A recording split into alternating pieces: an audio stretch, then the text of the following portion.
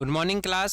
स्वागत है आपका सिविल वॉर रूम ऐप में। यहाँ पर हमारे पास जो लेक्चर सीरीज चल रही थी, इसमें हमने लास्ट क्लासिफिकेशन ऑफ सॉइल में अगर बात करें पुराने उसकी क्लासिफिकेशन ऑफ सॉइल चल रहा था, जिसमें हमने कोर्स ग्रेन सॉइल का इंडियन स्टैंडर्ड सबसे पहले तो हमने क्या देखा, बेस्ड ऑन पार्टिकल साइज, जो कि आपको पहले से ही पता था। इसके बाद हमने देखा एमआईटी क्लासिफिकेशन, फिर देखा हमारे पास आस्तो क्लासिफिकेशन।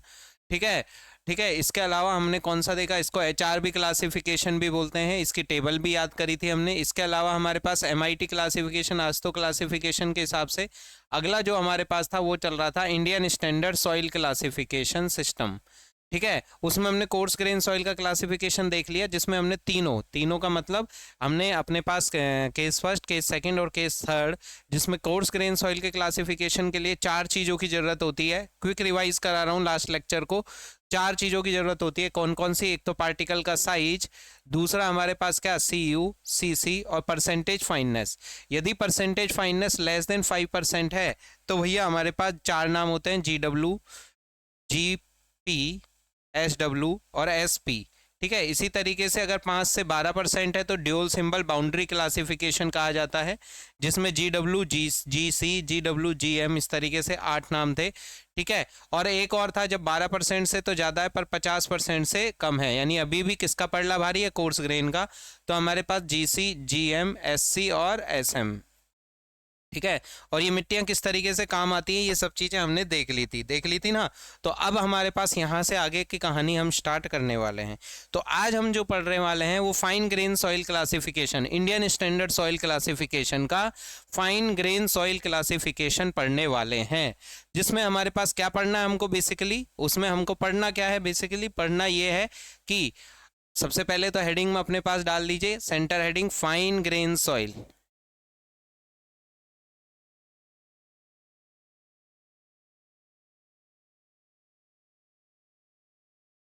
ठीक है, फाइन ग्रेन सॉइल जो है उसके क्लासिफिकेशन की बात कर रहे हैं, और ये किसकी सब हेडिंग है, Indian standard soil classification system की। ठीक है, फाइन ग्रेन सॉइल के बारे में जो बात करें वो यूएससी से जो कैसा ग्रांडे है, एक ऐसा ग्रांडे हैं, उनने जो क्लासिफिकेशन दिया उसी को एक्सेप्ट किया गया है। ठीक है, इनने एक चार्ट दिया जिसको बोलते हैं कौन सा, प्लास्टिक चार्ट। तो देखिए हमारे पास पहले भी कुछ चार्ट आए हुए हैं, जैसे एक आया है फ्लो चार्ट। फ्लो चार्ट कहाँ काम आया था, फ्लो चार्ट हमारे पास काम आया था, फ्लो चार्ट काम आया था जो कैसा ग्रांडे के कारण लिक्विड, कैसा ग्रांडे मेथड में लिक्विड लिमिट हमने ज्ञात करी थी, उसमें काम आया था, जहां हमने क्या था, अपने पास था वाटर कंटेंट, और यहाँ पर क्या था, वाटर कंटेंट साथ में नंबर ऑफ बिलो, जो कि लॉग स्केल पे हम लेते हैं। और इसका जो ढाल होता है, उसको हमने फ्लो इंडेक्स बोला था, जो कि वाटर कंटेंट के सापेक्ष मिट्टी की शेयर स्ट्रेंथ कितना लूज करती है उसको बताता है। तो एक चार्ट तो वहाँ पड़ा था, एक पार्टिकल साइज डिस्ट्रीब्यूशन कर्व पड़ा था, वो भी सेमी लॉग कर्व होता है, जो कि बेसिकली वेल ग्रेडेड है, पुअरली ग्रेडेड है या यूनिफॉर्मली ग्रेडेड है, उसके बारे में बात करता है। ये तीसरा कर्व हमारे पास सॉइल मैकेनिक्स में आ रहा है, जिसको हम क्या बोल रहे हैं, प्लास्टिक चार्ट या प्लास्टिक कर्व।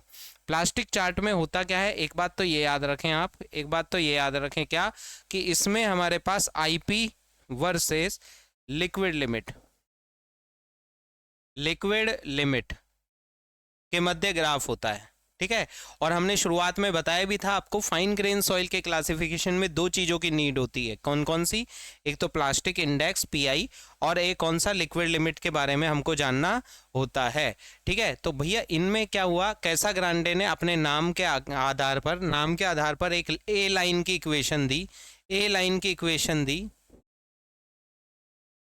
ठीक है, अपने खुद के नाम के आधार पर एक ए लाइन की इक्वेशन दी, जिसमें आईपी और लिक्विड लिमिट के मध्य रिलेशन की बात करी। उनके अनुसार इसका रिलेशन होता है 0.73 लिक्विड लिमिट माइनस में 20।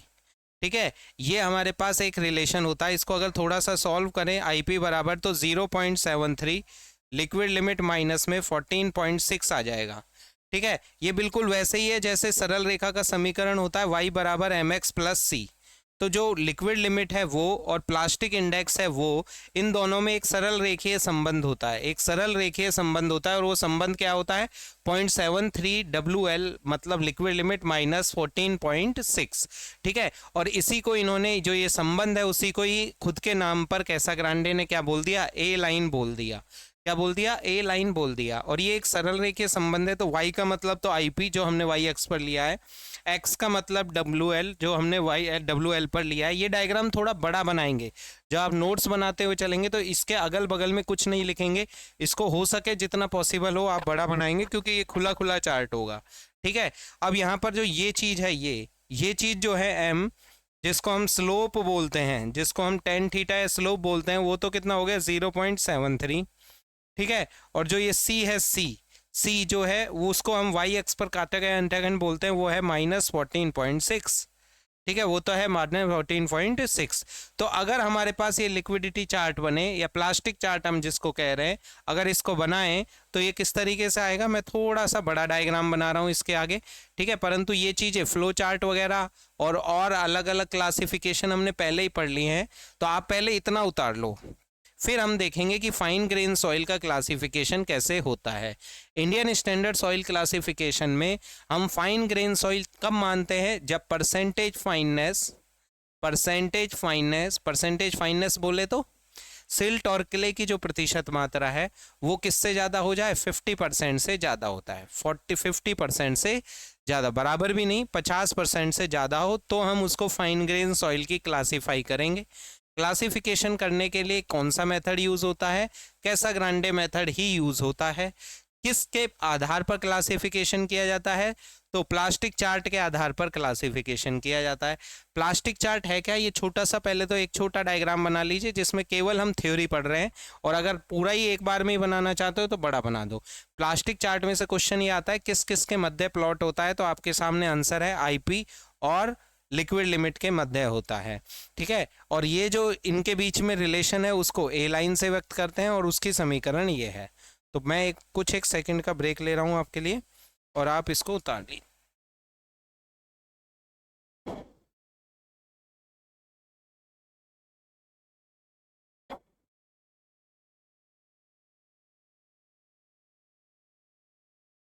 चलिए, वीडियो को पॉज कर लीजिए हल्का सा, और यहाँ तक की कहानी उतार लीजिए कि प्लास्टिक चार्ट होता किस किस के मध्य। अब इसकी शक्ल कैसी होती है, रिलेशन कैसा होता है, वो तो हम देखेंगे।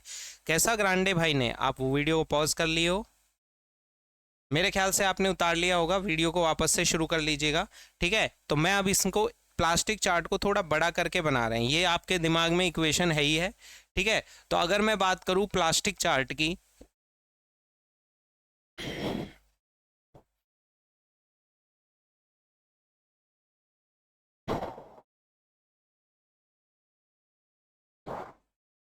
अगर मैं बात करूं प्लास्टिक चार्ट की, तो यहाँ पर देखिए हमारे पास क्या होगा। प्लास्टिक चार्ट की बात करूं तो प्लास्टिक चार्ट में IP y एक्सेस पर लिया जाएगा, और भैया यहाँ पर क्या लिया जाएगा अपने पास, यहाँ पर हमारे पास क्या लिया जाएगा, लिक्विड लिमिट। यही तो कहानी है, लिक्विड लिमिट लिया जाएगा। और अगर मैं इस इक्वेशन में, देखिए ये इक्वेशन नंबर अगर मैं 1 कहूँ, इसमें अगर मैं लिक्विड लिमिट का, सॉरी इसको इक्वेशन नंबर 1 कह रहा हूँ, तो यहाँ पर यदि मैं लिक्विड लिमिट का मान 20 कर देता हूँ, अगर मैं यहाँ लिक्विड लिमिट का मान 20 कर देता हूँ, आप नीचे लिखना, इसके नीचे लिखना क्या, देखिए यहाँ पर यदि मैं add liquid limit equals to 20 कर दूँ तो IP का मान 0 हो रहा है। IP का मान 0, 20 में से 20 गए 0, यानी कि लिक्विड लिमिट का मान जब 20 होगा, लिक्विड लिमिट का मान जब 20 होगा तो ये वैल्यू कितनी होगी, 0। दोबारा, लिक्विड लिमिट का मान यदि 0 होगा, at liquid limit equals to 0, अगर लिक्विड लिमिट का मान 0 होगा तो IP का मान कितना आएगा, IP का मान आएगा माइनस में 14.6, यानी यहाँ पर कहीं पर आएगा। तो एक चीज़ आपको यहाँ समझ में आनी चाहिए, क्या, ये चीज़ समझ में आनी चाहिए कि ये जो ए लाइन है, इसमें जब हम लिक्विड लिमिट का मान 0 करते हैं तो y अक्ष पर जो काटा गया इंटरसेप्ट है या अंतःखंड है, उसका मान जो होगा वो -14.6 होगा, -14.6 होगा, और यहाँ पर 0। कैसाग्रांडे ने कहा यदि कोई मिट्टी ए लाइन के ऊपर है तो उसको क्ले सॉइल कहा जाता है, और यदि कोई मिट्टी क्ले ए लाइन के नीचे है तो उसको एज अ सिल्ट कंसीडर किया जाता है, और यहीं पर ही यहीं पर ही ऑर्गेनिक सॉइल भी और आएंगी। बोले तो क्या है, यदि कोई ऑर्गेनिक सॉइल आपको पता है कौन कौन सी होती है, पीट वगैरह, मक मर्ल वगैरह, ठीक है, मक मर्ल ह्यूमस वगैरह। तो ए लाइन के ऊपर ये जो लाइन बनाई है मैंने, इसको हम क्या कह रहे हैं, ए लाइन। और ए लाइन की समीकरण क्या है, इससे पहले हमने बता चुके हैं। तो ए लाइन के ऊपर जो होती है वो क्ले होती है, और ए लाइन के नीचे जो होती है वो सिल्ट होती है। कैसे पता लगेगा, कोई मिट्टी क्वेश्चन में दिया होगा कि लिक्विड लिमिट उसकी फलाना है, उसके आधार पर आप इस इक्वेशन में रख के पहले आईपी का मान निकाल लो, वो तो ए लाइन का मान है।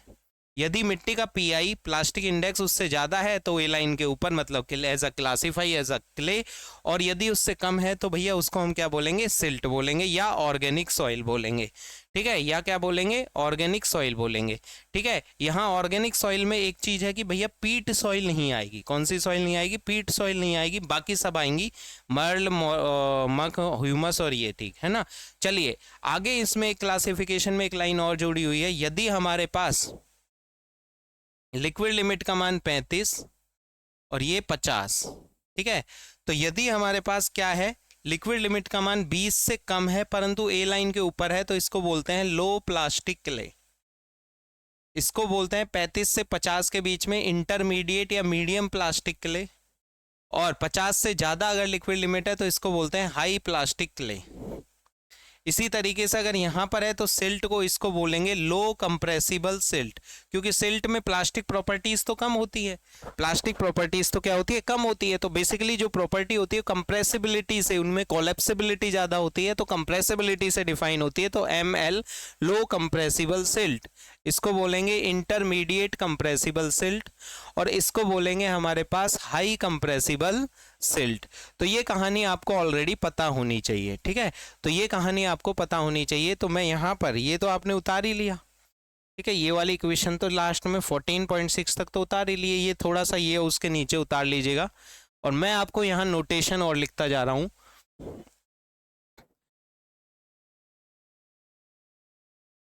कि Cl बोले तो हम क्या बोल रहे हैं, लो प्लास्टिक क्ले, आप उतारते जाओ वो वाली। ऐसे ही Ci बोले तो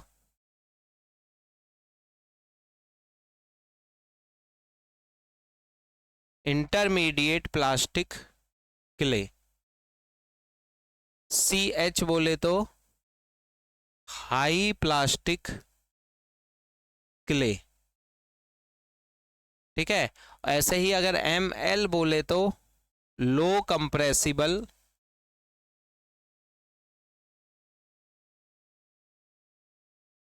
सिल्ट। इसी तरीके से MI बोले तो इंटरमीडिएट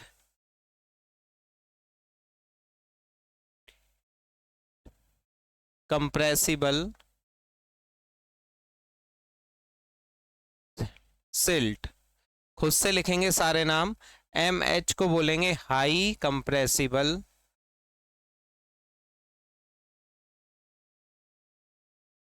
सिल्ट, ठीक है। और इसी तरीके से अगर हम बात करें ऑर्गेनिक सॉइल की, तो यदि सिल्ट नहीं होगी तो OL low compressible organic soil, या फिर OI, या फिर OH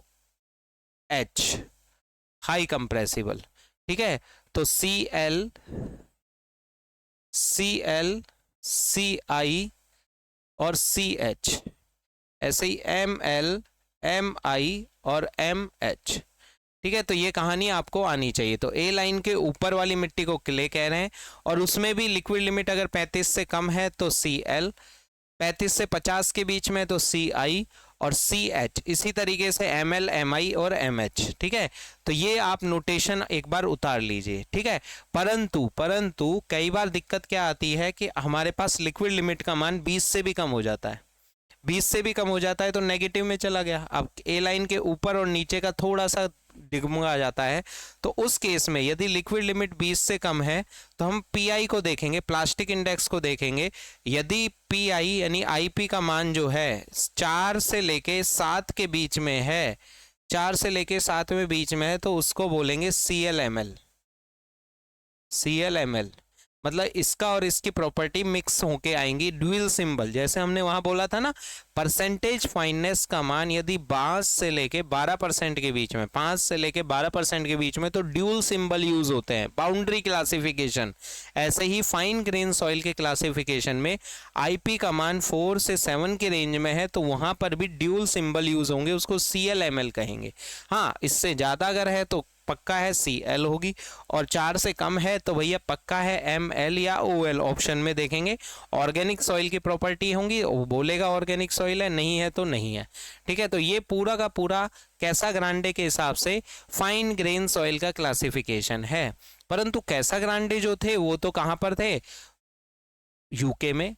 ठीक है, यूके मतलब इंग्लैंड वगैरह की बात कर रहे हैं हम यहाँ पर। तो उधर उन्होंने जो दिया था वो USC में दिया था। कौन सा क्लासिफिकेशन में दिया था, USC। मैंने आपको इस चैप्टर के शुरुआत में भी बताया था कैसा ग्रांड, ये इंडियन स्टैंडर्ड क्लासिफिकेशन किसके जैसा है, USC सिस्टम की तरह है, यूनिफाइड सॉइल क्लासिफिकेशन सिस्टम की तरह ही है।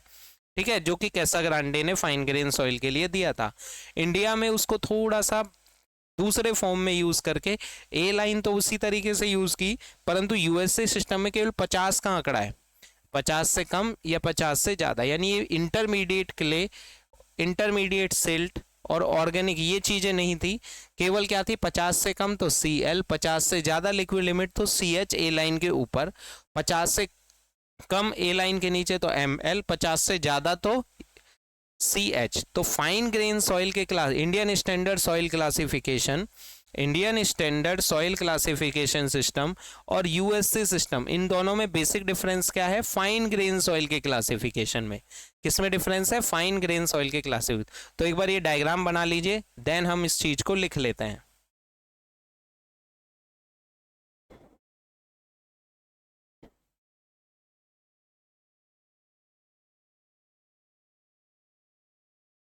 बना लिया, वीडियो को पॉज करके आप इस डायग्राम को बना लेंगे। मैं ये वाली चीज मिटा रहा हूं। देखिए एक चीज ध्यान रखना, जब भी सिल्ट की बात हो रही है तो हम कंप्रेसिबिलिटी शब्द यूज कर रहे हैं, जबकि क्ले की बात हो रही है तो प्लास्टिक शब्द यूज कर रहे हैं। ये चीज आपको थोड़ा सा दिमाग में रखनी पड़ेगी। ठीक है, चलिए आगे चलते हैं। एक नोट लगाओ यहाँ पर, classification Indian standard soil classification खत्म हो गया, परंतु इससे रिलेटेड कुछ क्वेश्चंस हैं जो हम करेंगे। ठीक है, नीचे एक टेस्ट भी रखूंगा मैं आपको, तो वो टेस्ट आप दे देंगे तो आपको बहुत अच्छे से चीजें समझ में आएंगी। ठीक है, तो यहाँ पर अगर हम बात करें क्या नोट की, तो एक चीज तो नोट ये है कि लिखो, हिंदी वाले लिख लो, USC सिस्टम। USC सिस्टम मतलब unified soil classification, unified soil classification. और हमारे पास इंडियन स्टैंडर्ड क्लासिफिकेशन सिस्टम मतलब इंडियन स्टैंडर्ड क्लासिफिकेशन सिस्टम। ठीक है, दोनों सिमिलर हैं, परंतु बेसिक डिफरेंस किसमें है इनमें,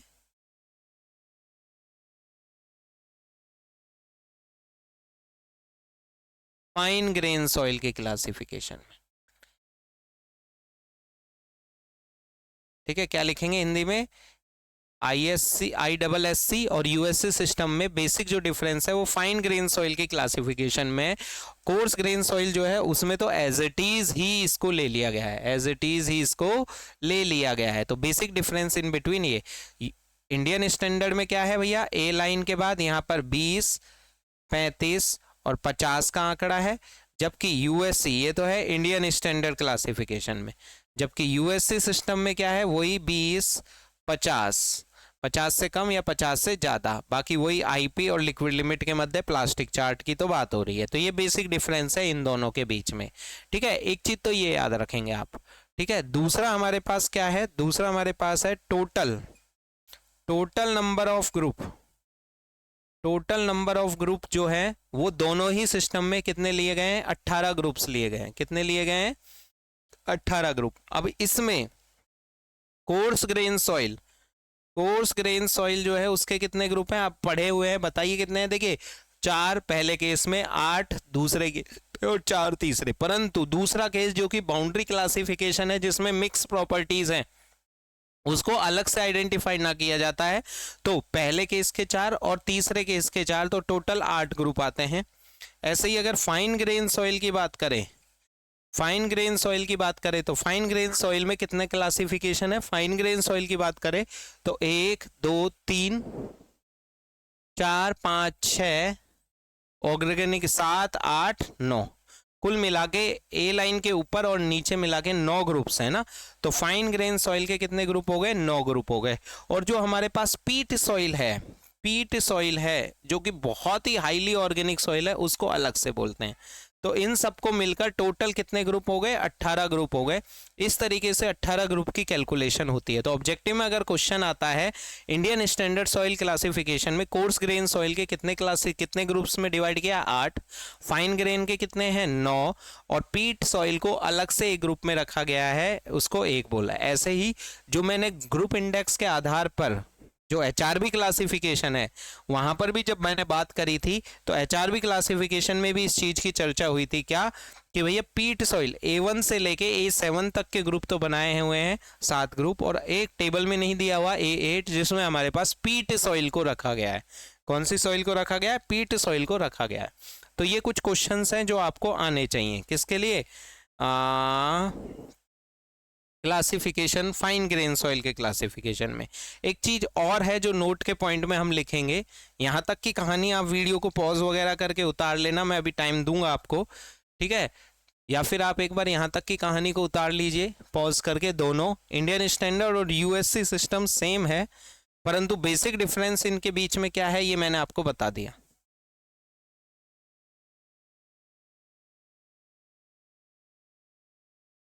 ठीक है, चलिए तीसरा पॉइंट हमारे पास ये है, नाउ आर डेज, आजकल।